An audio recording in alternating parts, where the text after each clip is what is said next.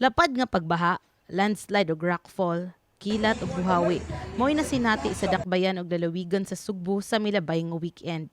Dunay mga dapit nga nakasinati og taghawak ng pagbaha, ug ang uban di nakaagian tungod sa kusog nga bulog sa tubig dala sa way paghunong nga pag-uwan. Sama sa video nga iya ni Jezrael Alferez, makita ang bulog sa tubig nga miagi mismo sa Metro Cebu Expressway sa Sitio Soton, Pangdan, Dakbayan sa Naga. Makita nga usa ka food cart ug pribado nga mga sakyanan ang hinay-hinay nga naanod sa baha.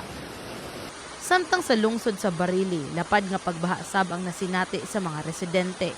Niadtong weekend, panagsaong lapokon nga bulog sa tubig ang misugwak gikan sa inila nga Mantayipan Falls. Didto gihapon sa habagatan, sunod-sunod nga landslide ug rockfall ang narespondihan sa mga rescue teams sa Barangay Suwa ug uban pang bukiran nga barangay, hinungdan nga temporaryong gisirad-an sa mga motorista ang kadalanan didto sa Argao.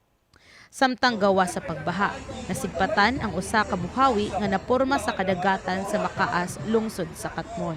Gibutyag ni Nico James Loyola nga pasado alas 8 sa buntag sa adlong Domingo, iyang nakita ang buhawi. Dugang ni Loyola nga nakugang sila og nabalaka, hilabi na nga way hunong ang padayong pag-uwan sa ilang lugar. Dakong pasalamat ni Loyola nga wala kini miabot sa kabalayan sa Katmon og didto lang sa dagat. Samtang dakong sunog ang miulbo sa Sitio Tangkong sa lungsod sa Bantayan, gabi sa adlong Sabado.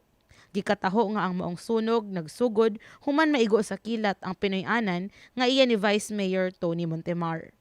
Kining maong mga hitabo, epekto sa nasinati nga di maayong panahon sa Sugbo.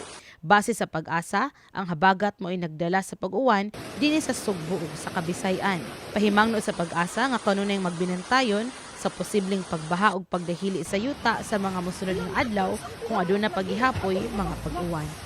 Alang sa My TV Cebu, kini si Angie Sanyal.